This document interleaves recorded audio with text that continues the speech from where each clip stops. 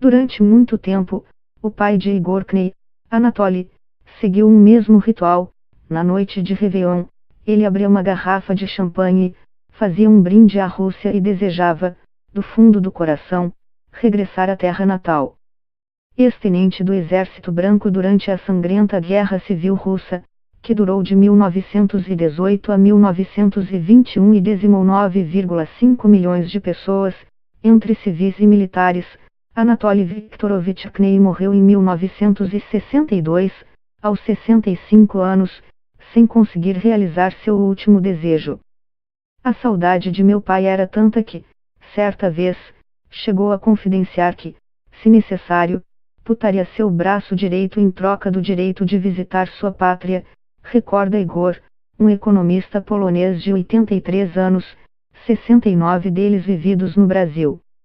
Por ocasião da Revolução dos Bolcheviques, maioria, em russo, nome dados aos comunistas que assumiram o poder em 7 de novembro de 1917, 25 de outubro, pelo calendário russo, Anatoly Kney era ajudante de ordens do general Piotr Nikolaevich Vrangel, o comandante-chefe do Exército Branco, grupo militar formado por contra-revolucionários.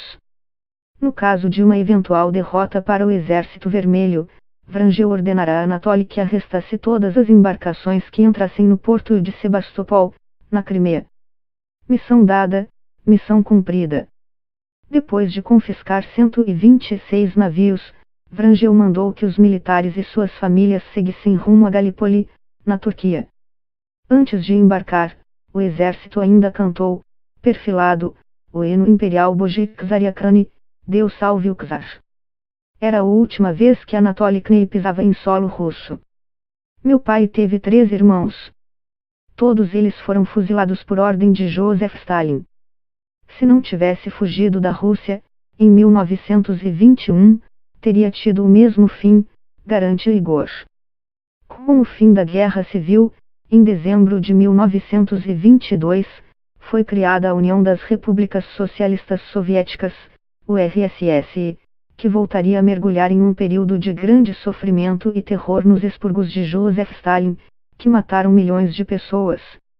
Autor do livro Imigrantes Russos no Brasil, Igor Kney integra o grupo de 1,8 milhão de descendentes de imigrantes e refugiados russos que, segundo estimativas, vivem hoje no Brasil.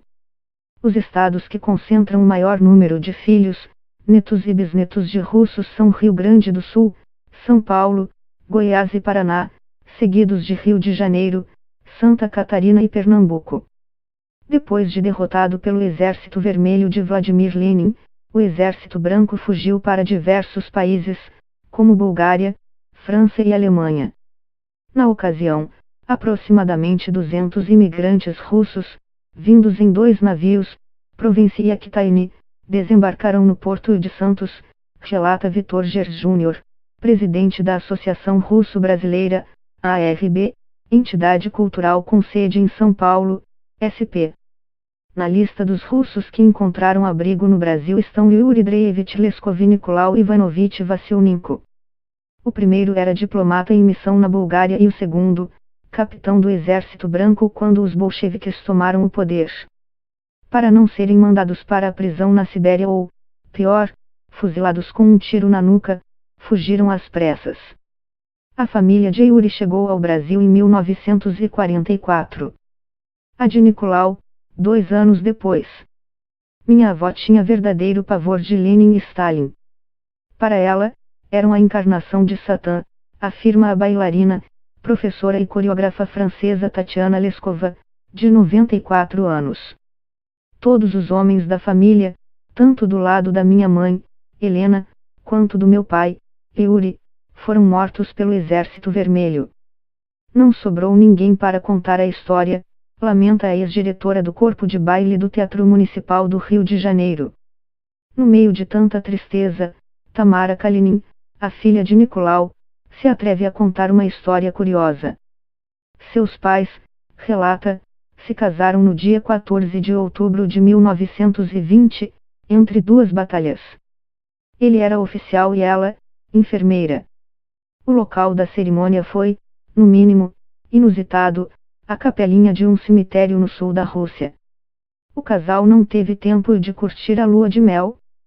No dia 20 de novembro, embarcava em Sebastopol, na Crimeia, rumo ao exílio. A adaptação deles foi difícil. Meu pai trabalhava como mecânico e minha mãe, costureira. Os dois custaram a arranjar emprego, lamenta Tamara, uma professora francesa de 86 anos que dá aula particular de russo em São Paulo. Curiosamente, meu pai terminou seus dias como padre da Igreja Ortodoxa, conta. Se depender de Tatiana e Tamara, o dia 7 de novembro de 2017 vai passar em branco. Não tenho nada a comemorar. A Revolução Russa destruiu minha família, queixasse Tatiana Leskova. Foi um período tenebroso de muita fome e perseguição, faz coro Tamara Kalinin. Felizmente, a Rússia, que estava morta desde 1917, ressuscitou em 1991, festeja, referindo-se às duas reformas implementadas pelo presidente Mikhail Gorbachev, a glasnost, transparência, que abre espaço para o debate político, e a perestroika, reconstrução, que promove uma reforma econômica. Em dezembro daquele ano, as 15 repúblicas soviéticas proclamaram sua independência e deram fim à antiga URSS. A opinião de Tamara e Tatiana é compartilhada por Igor Kney. A Revolução Russa foi uma desgraça para o país. O povo foi nivelado por baixo. Todo mundo virou pobre, opina. Indagado se a Rússia do presidente Vladimir Putin, o terceiro líder pós-comunista do país, é diferente daquela do czar Nicolau II, o último representante da dinastia Romanov, diz que sim. Em alguns aspectos, sou obrigado a reconhecer, melhorou. A Rússia hoje está melhor do que na época do Império. Atualmente, 100% da população é alfabetizada, justifica Igor.